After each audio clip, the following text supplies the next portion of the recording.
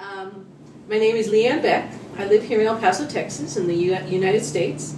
I'm not a native El Pasoan. I was born in New Jersey and was kind of transplanted, so I think my culturally I kind of feel like I'm a little bit different because I'm a little bit New Jersey and a lot El Paso because I've spent a lot of time here in El Paso.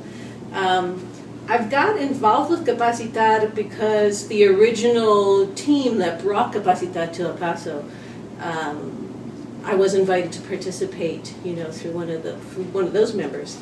And then when some of those original members that were kind of like on the board or whatever we're calling ourselves, when they left, as they started to leave or had to give up their position for one reason or another, I was asked to be on that committee, this kind of steering committee, if you will.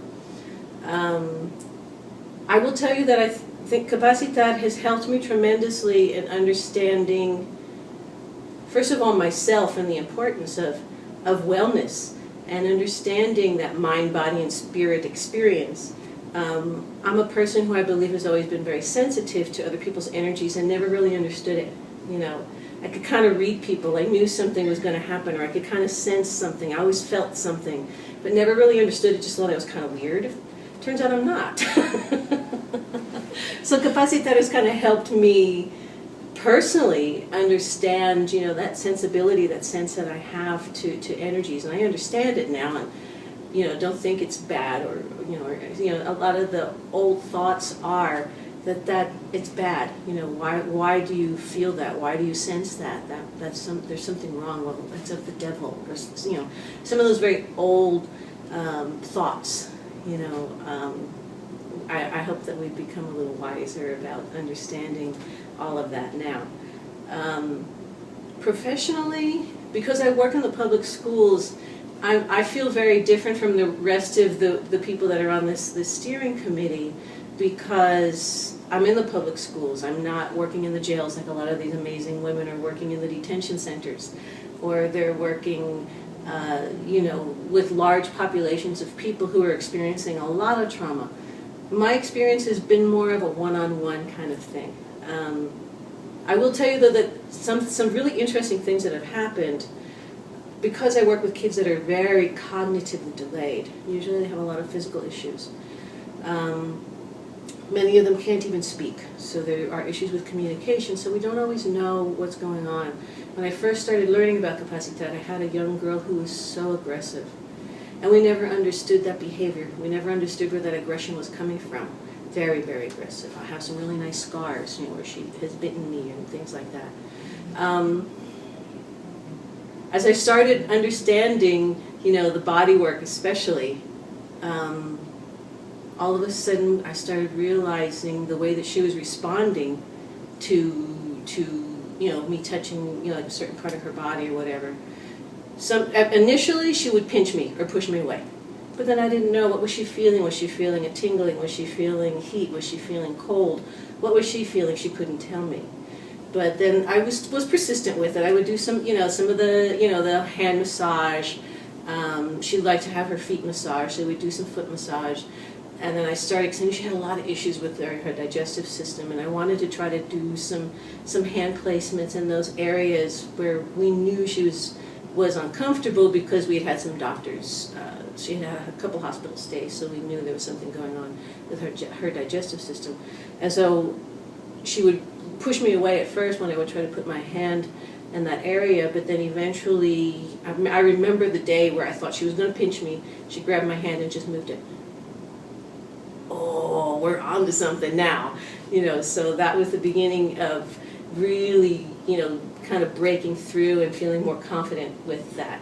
I've had students that were not completely nonverbal who love the hand massage, who will go get the cream and hand it to me.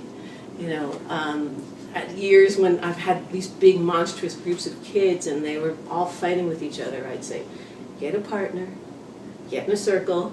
Eventually they got to the point that they knew that we were going to do a hand massage on each other, and so they would massage each other's hands, and that would just kind of really bring the group down, and then we could kind of move forward without them trying to fight and kill each other, because some of my kids can be very, very aggressive.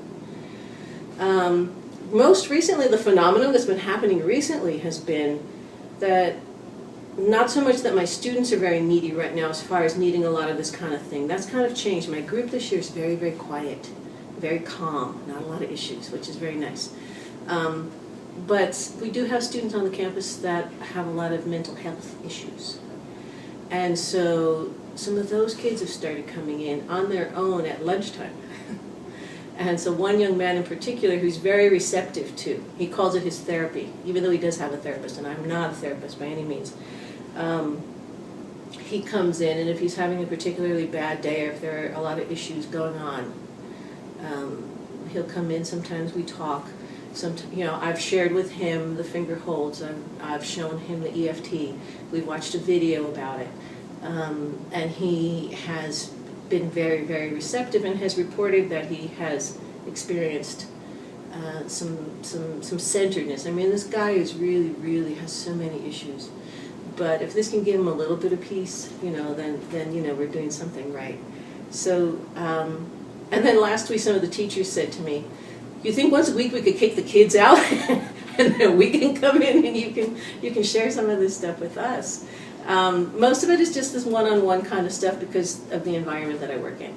I know somebody's going in for surgery and she's really anxious about it, and so I'll give her just something. I don't even give her a big speech about it. I'll hand her a printout, that talks about the finger holds and the emotion that's attached to it. And if I know that they are particularly religious, I've got a handout that has the scripture readings attached to it. So, and usually I'll give them both, and I'll say, "I'm not sure what you're most comfortable with, but here you go. It works. Just try it." And so I'll give her a really quick, this is what you may feel, and it's okay. Just go with it, kind of thing, and just kind of leave it like that. I was in a bar in Austin. That was the funniest thing. I was telling this woman that I used to travel with about the finger holds, and so we're in a bar in Austin, and she starts telling all these people in the bar, "There's this thing, and you should try it." And so the bartender's like, "Oh, do you have a printout of it?" And she was carrying a printout in her back pocket. She's, "Here you go." So he goes in the back and makes a copy of it. And so I think that's probably one of my funniest experiences with sharing it.